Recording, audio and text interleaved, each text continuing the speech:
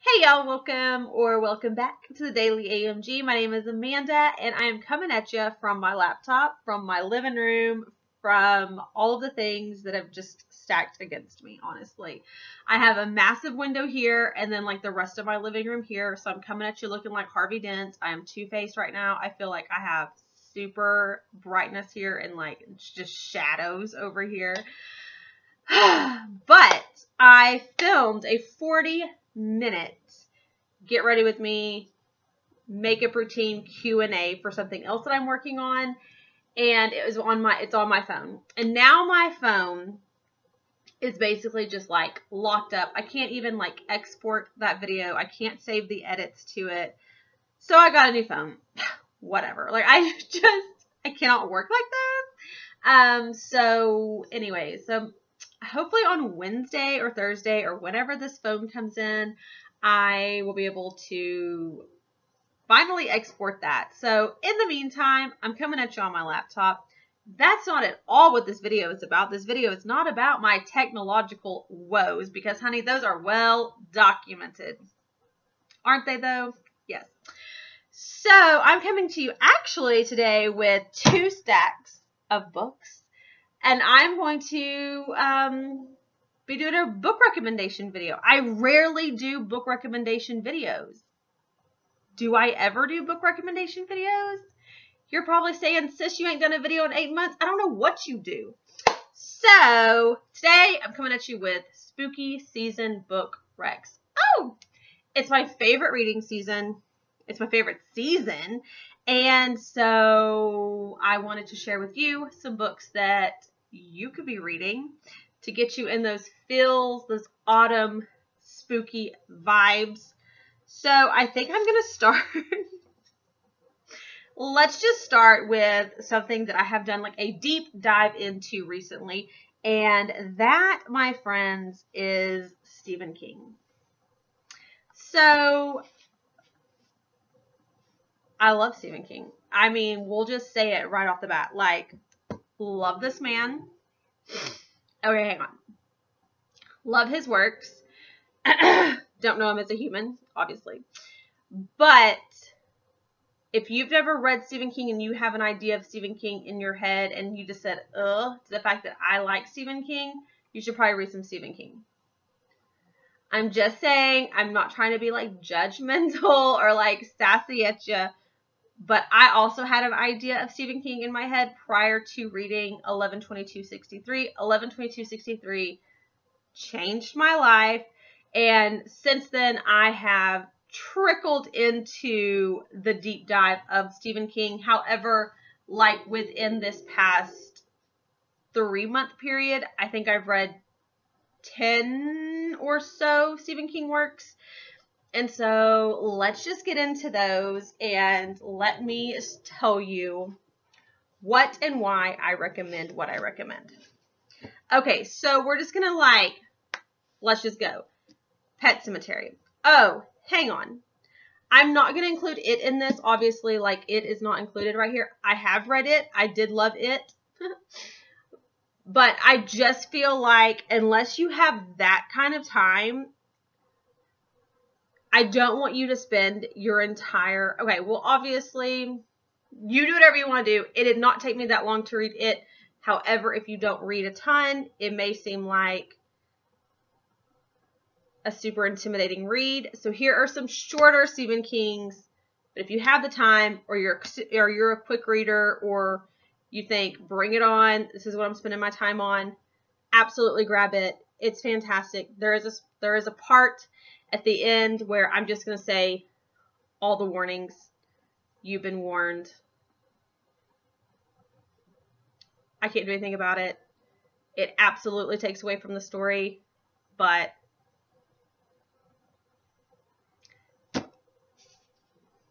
I didn't write it. I absolutely recommend it. If you read some of these and you're like, I want more, give me more, totally pick up it. So first and foremost, Pet Sematary. Y'all, this was so much better than I thought it was. It's so funny, though, because in the foreword, Stephen King talks about how, like, this is one that he thought he had gone too far. And I'm like, nah, you're doing great. So zombie stuff, totally awesome. Really, really enjoyed it. Salem's Lot, hello. Vampires, freaking fantastic. Y'all, Misery, this one totally took me by surprise. I knew what the movie was about, or like, I knew what this was about because of the movie. Like, I had never watched the movie because I always think that I'm going to be scared. Like, I always think I'm going to be terrified. And perhaps within movies I would have been or would be, but so far there's not been a book that I've read so far that has like kept me up at night or given me any kind of like nightmares or anything. Thank goodness, like so far. But this was it's just so well written, and I just kept wanting to know what was gonna happen. Like, I just feel so, I was just like, from the get-go, I was like, Paul, you gotta get out of there. Like, you gotta get out of there, Paul. But also, like, I definitely want to watch this movie now. Like, it just, I really, really love this one. And it gives you, like, this is really a good one to read even in the winter, because it happens in the winter and it's so cold and polarizing and isolated. It's a good time. I mean, it wasn't a good time for Paul, but it's a good time for the reader. The Mist. This one is tiny, just T9C. It has like a winter bookmark in there. I don't even know why I have a bookmark in here. Anyways, I finished this. I guess I don't know what I did. Maybe I started at anyway, maybe I finished it in one, I don't know, never moved the bookmark. So anyways, The Mist. This is like top 3 Stephen King for me.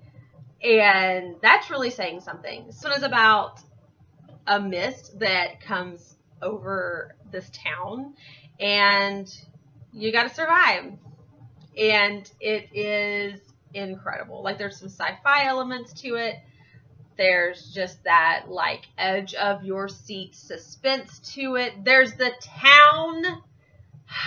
Stephen King writes townspeople and just, like, a community rally so well. He writes townspeople so well. You feel like you are a part of the community.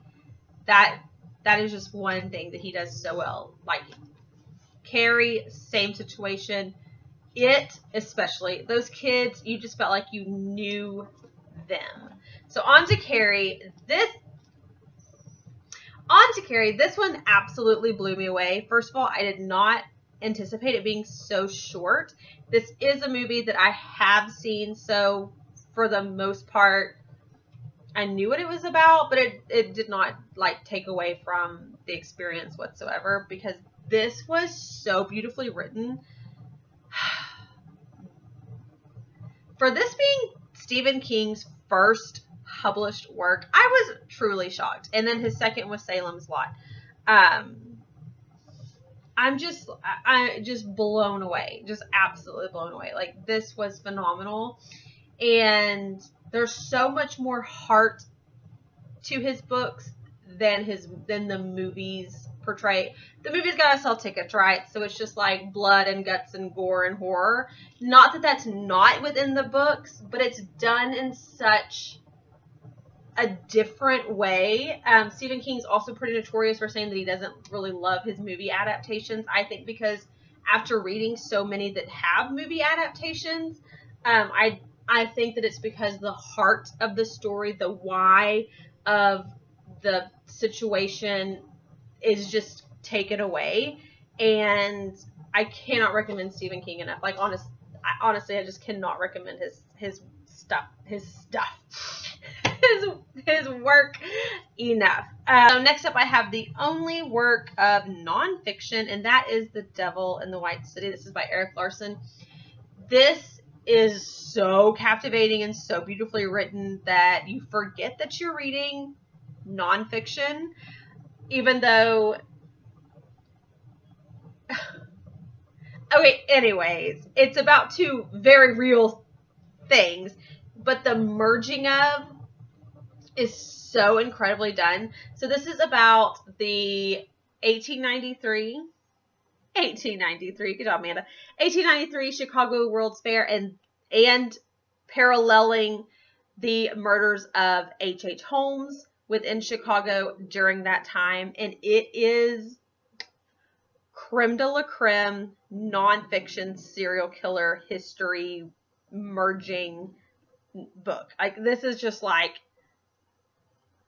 this should be read by everyone, especially if you are into true crime, serial killers, that kind of thing. Like, if that's your jam, which it is for some of us.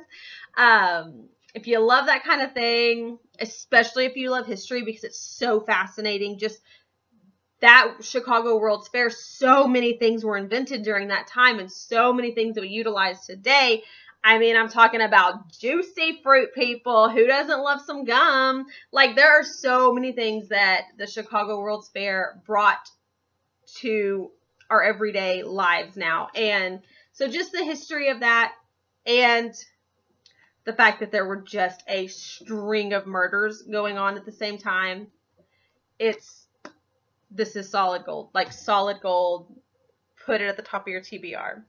Okay, so now let's get into like some witchy things, and that is A Discovery of Witches. This trilogy plus another book that I think is like a prequel. Like, there's still like some books being published within like the world of, but the Discovery of Witches trilogy, like in and of itself, is so brilliant. This is about a witch and a vampire and everybody else. It's just so good. I really want to reread it this year. Obviously, like, it is life. And there's academia, and there is suspense and intrigue, and there's so many things. Like, I almost said something that would ruin the second book. Not necessarily ruin it, but like, you'd be like, okay, well, I already knew about that. If you love witch stories, like, you really need to look no further. This is so exquisite, and it's so beautifully written. The storylines are fantastic. There's edge of your seat suspense. There's beautiful romance. There's just coming of age and discovering who you are, or giving into who you are, giving into your heritage, those kinds of things. So it's the best. I'm like going to run out of room. Where am I putting all these things? Do I have anything else witchy? I don't have anything else witchy. That's okay. Okay, so then the next thing is If We Were Villains by M.L. Rio. Y'all, I love dark academia. Like, if it takes place in some kind of academic setting, like, I'm so there. I don't know if that stems from, like, reading Harry Potter. Like, I just want some sort of school setting, but especially when it's, like, dark, moody, ominous, like, yes, please. Maybe that's why The Secret History is like top 3 favorite books of life. But this also is, this has been hailed secret history, like, for young adults, and it kind of is. So it's about a group of Shakespearean actors at a college that someone ends up dead, and then someone else takes the blame, and then it's basically one of those things where you start like 10 years in the future, and the detective has retired, and so he goes back to interview the guy that took the fault, and he's like, can you just tell me the real story? Like, I'm retired. This isn't gonna affect your case. Like, I'm totally mum. I just, for my own sake, I really need to know what you kids did and how that guy got killed. Like, and so then you go through and you hear the kids' side, or they're adults, but, you know, like, what happened during that semester. It's so good. It is so good. All right, on to The 7.5 Deaths of Evelyn Hardcastle. This is one of the coolest books I think I've ever read. It is like Agatha Christie meets Groundhog Day, like, truly. So you have someone that's murdered, but every day starts over.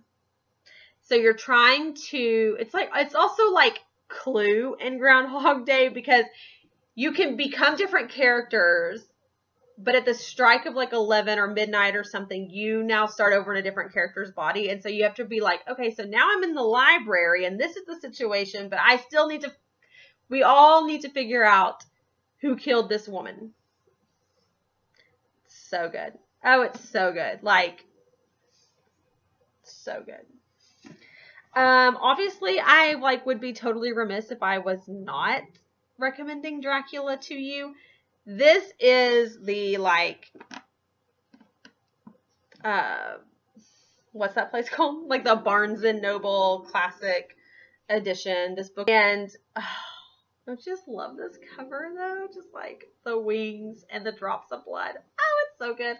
So Dracula is about a vampire. Y'all know I love vampires. It's absolutely divine. I reread this every year. It's one of my favorite books of the season. And it's about Dracula. I mean, it's basically about people going to a mansion in Transylvania and then being like, something's not right. Something's not right with this dude, and also SOS, I think I'm gonna die. So it is just phenomenal. Speaking of phenomenal vampire books, the Southern Book Club's Guide to Slaying Vampires. Y'all, Grady Hendrix can do no wrong. I have read 3 of his books. I have a 4th one that is about a band that sells their soul to the devil, that I need to read. Like, it's on my Hoopla, and I'm afraid that I'm like running out of days to read it. But Grady Hendrix is one of my new absolute favorite authors.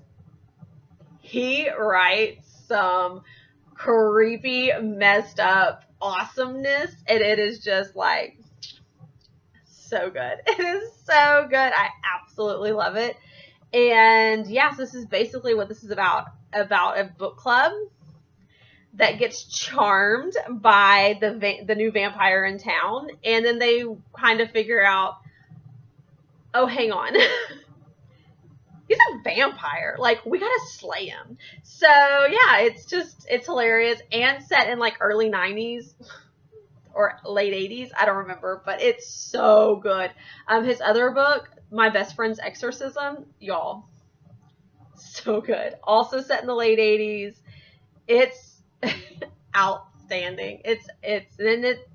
I mean, he titles his books exactly what they are. I mean, that one is about this chick's best friend getting possessed, and they have to exorcise her. It's fantastic. All right, next up I have a classic, And Then There Were None by Agatha Christie. I absolutely love this book. This was one of the first Agatha Christie's I think I read. Maybe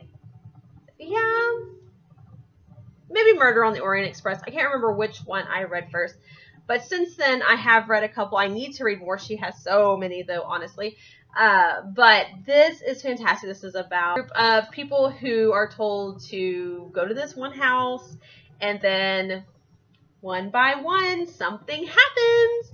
But also, if you do follow the mystery suspense genre, you know that Ruth Ware just came out with a book called One by One, and it is about a work retreat where one by one something happens. So I would love to just like question of the day, y'all, but lately the most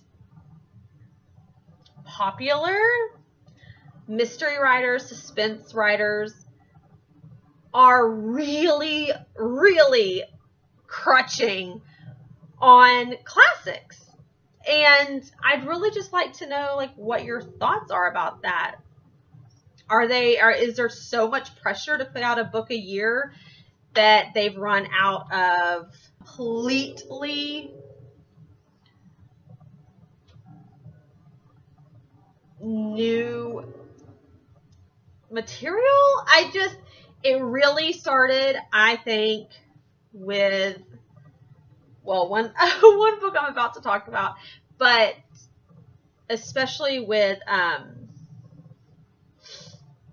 what was that Purple Riley Sager that was a complete horrific ripoff of Rosemary's Baby? Lock Every Door? Yes, Lock Every Door. So, and I did appreciate that I think I've already talked about this, but I do appreciate that he acknowledged and thanked Ira Levin, but then he basically just butchered Ira Levin's masterpiece. And unfortunately, there are so many readers who don't read the foundational books. They don't say, oh, that sounds like a classic. Let me read the classic so that I know the backstory or whatever.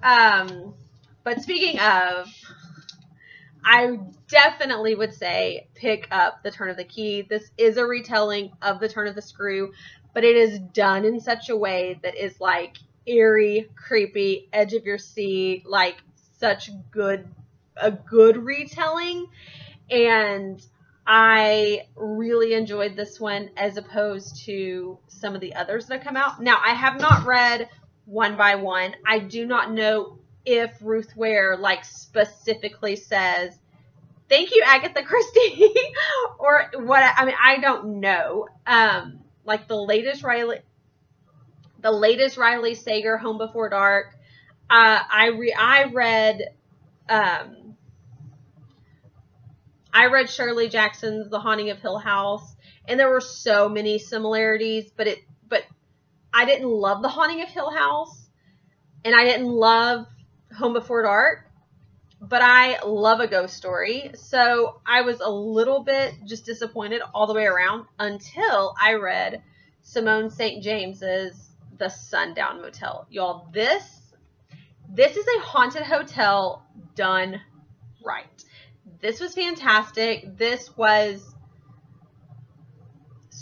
very twisty and atmospheric and just gave you like chills of like, oh, this is so good. Keep it coming. I absolutely love this book, and I know she has another one that might be a ghost story book also. The Broken Girls, possibly. Back before I just took like a total deep dive off of the, always been into like domestic thrillers, always been into classic thrillers, and I don't know, maybe like getting onto that Stephen King train or something. I've definitely delved deeper into the horror suspense genre just across the board, across decades.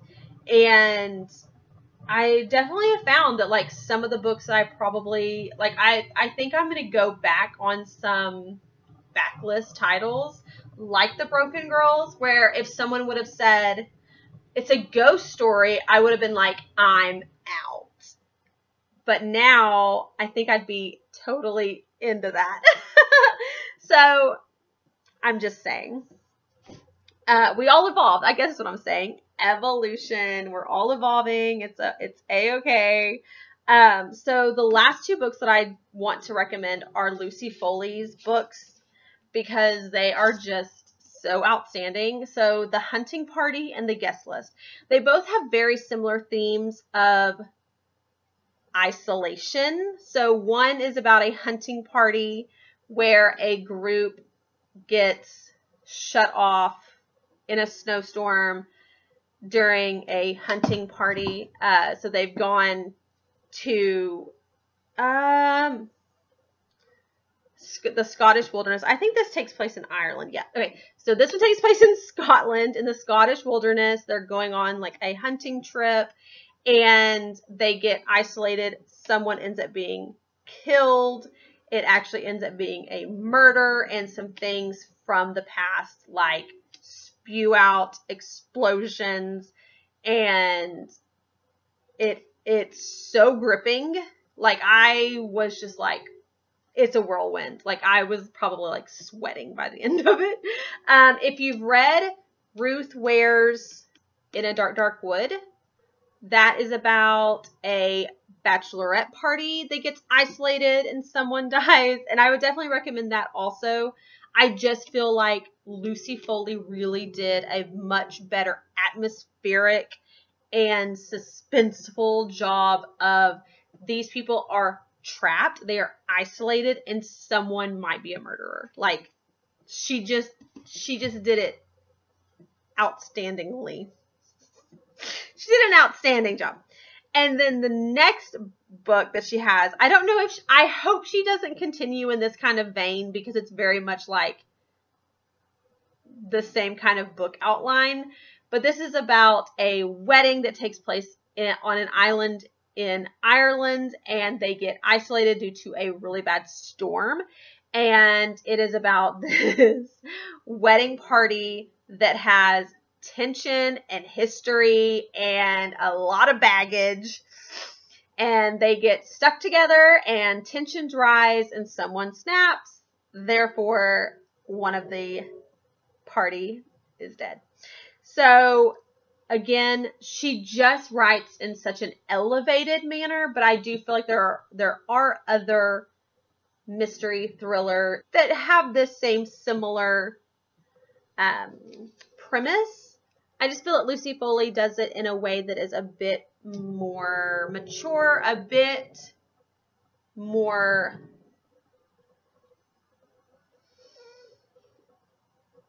I don't know, like a little bit more precise. Like, she just does it in a way that is, I don't know. I'm just basically saying the same things over and over again.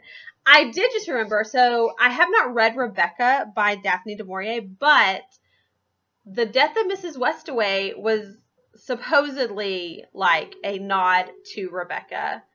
And so I did read The Death of Mrs. Westaway. So I don't know where this began, this whole like, here's my interpretation of a very classic premise.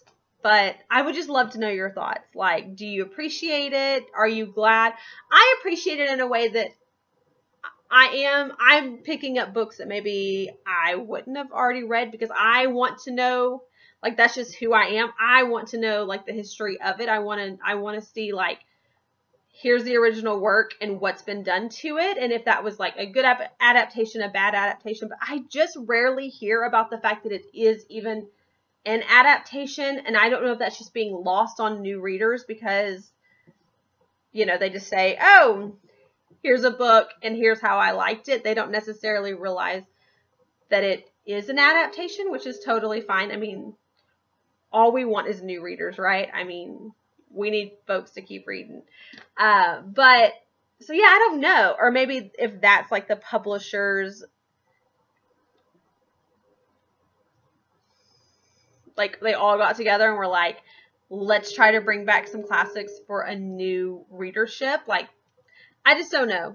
I would just be curious to know if you feel like, okay, I'm ready for something like totally new, or is that going to become rarer and rarer? Like, I don't know. Let me know. So thank y'all so much for hanging out with me, and hopefully whenever I get my new phone, I can upload that other video that is kind of like a life update Q&A situation. And yeah, I will talk to y'all later. Bye, friends.